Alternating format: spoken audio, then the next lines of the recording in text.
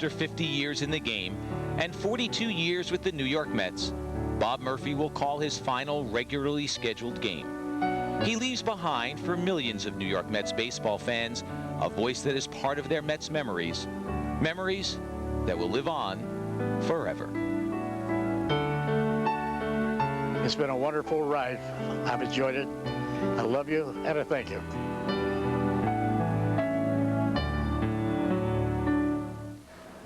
The best thing about Bob Murphy is the game was always the story. It was never about him, but on this night, for the first time maybe in his career, it really was about Bob Murphy. And the story was never about him, but he definitely left on his own terms. And we're going to leave for just 1 second. We're back to wrap right after this.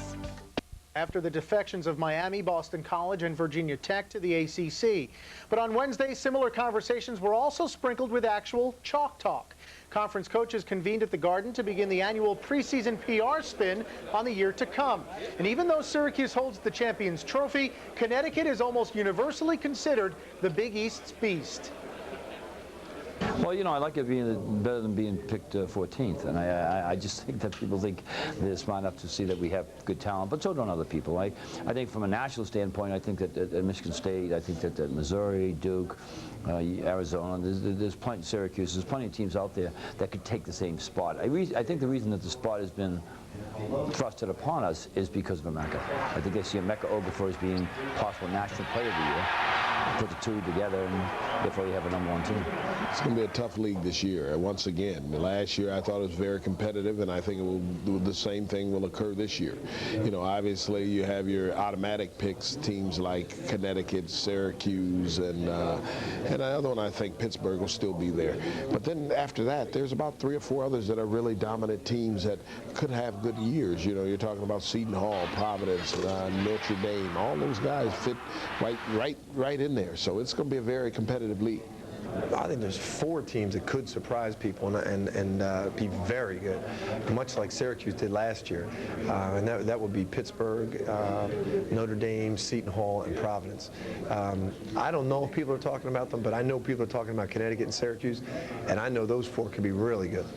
Regardless of your record, every team you play, you know, there's no 30 and 40-point wins. You know, it's always nail biters. So, you know, you got to play with courage and confidence, and you got to be prepared for close games. So, it's going to be a lot of surprises this year. It always is.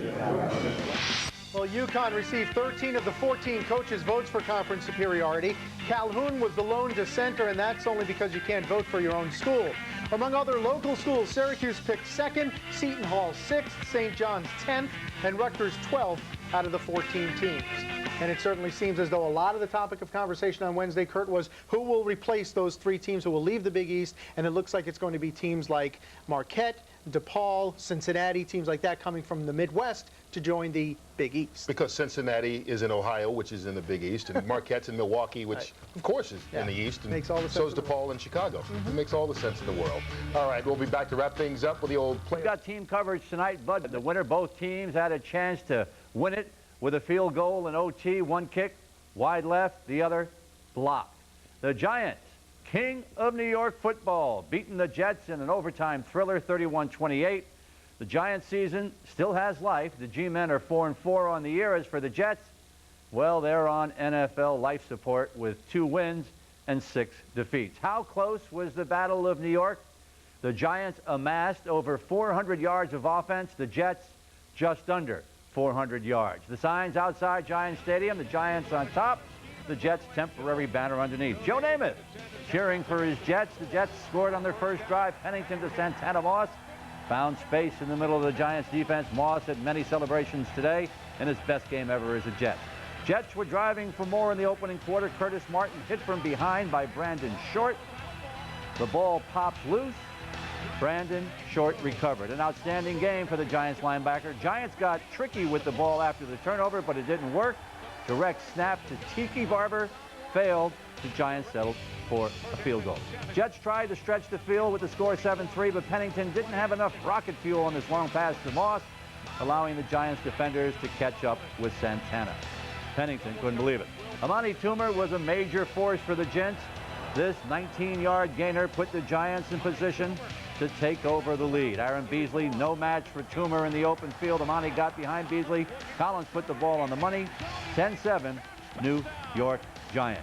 The Giants defense felt the best way to beat Pennington was with the pass rush, trying to knock him out of his rhythm. It worked.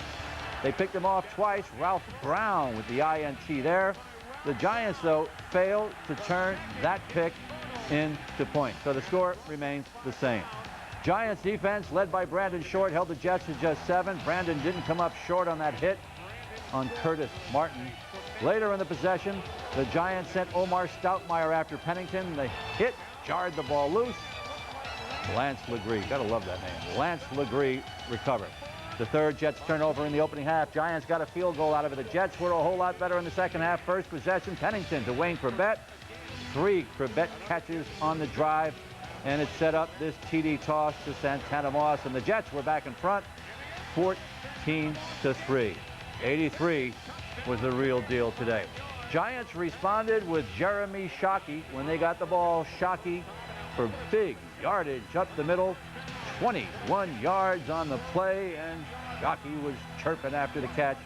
3rd and 10, Collins to Hilliard, 16 yards, so the drive is alive. And that was followed by a Collins dart between 2 defenders to Hilliard for the go-ahead score, 2014 Giants.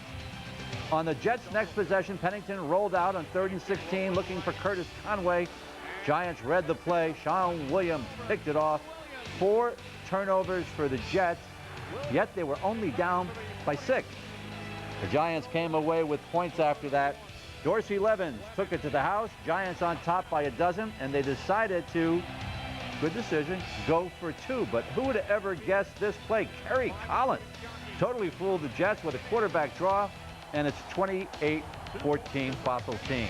With under 7 minutes to play in regulation, the Jets responded. 4th and 1. 4th and 1. Took a big chance. Pennington to the tight end, Chris Baker. 24-yard play in the